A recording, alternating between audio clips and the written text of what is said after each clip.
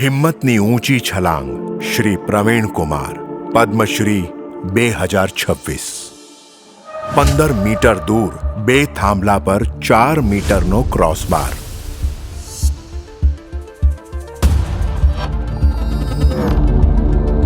વર્ષોની મહેનત, ફક્ત 1 મિનિટ અને 1 તક, અને આખી દુનિયાની આંખો કેવળ તમારા પર। સહેલું નથી ને? પ્રવીણ કુમારનો જન્મ વર્ષ 2003માં ઉત્તર પ્રદેશના ગૌતમ બુદ્ધ નગરમાં થયો હતો। બાળપણમાં વોલીબોલ રમતા રમતા પ્રવીણે હાઈ જમ્પની ઊંચી છલાંગ મારી દરેક મુશ્કેલીને પડકારવાનો નિશ્ચય કર્યો।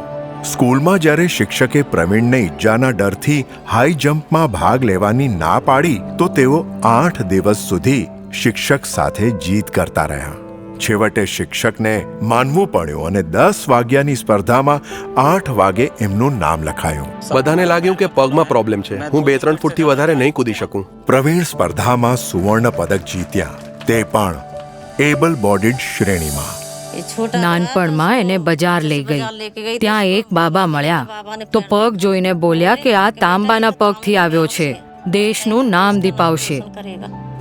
મેં તો ફક્ત જન્મ આપ્યો છે, દેશનો દીકરો છે, દેશનું નામ ખૂબ રોશન કરશે। પ્રવીણની પ્રતિભાને ત્યારે દિશા મળી જ્યારે તેમના કોચ ડોક્ટર સત્યપાલ સિંઘ મળ્યા। હાઈ જમ્પ કરવા માટે માણસની ઊંચાઈ અને પગમાં તાકાત બંને હોવા જોઈએ, પણ પ્રવીણ પાસે બંને ન હતા। પહેલા દિવસે વગર ટેકનિકે 1.80 મીટરની જમ્પ ક્લિયર કરી। હું જોતા જ સમજી ગયો કે પ્રવીણ રેકોર્ડ બનાવશે અને તોડશે પણ।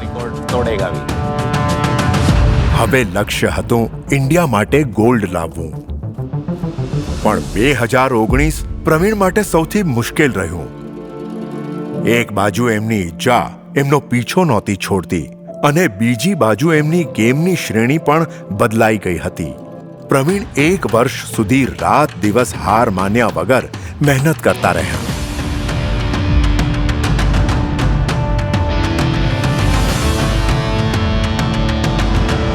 મને ફક્ત એક વાત યાદ હતી કે જેનો ગોલ્ડ મેડલ હોય છે એના દેશનું રાષ્ટ્રગીત વગાડવામાં આવે છે।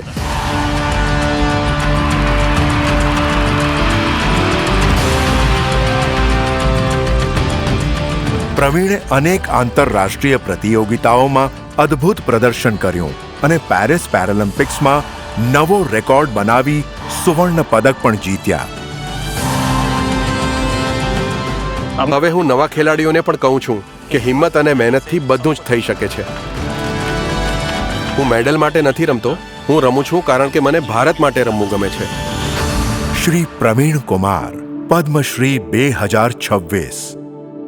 કોટી કોટી નમન।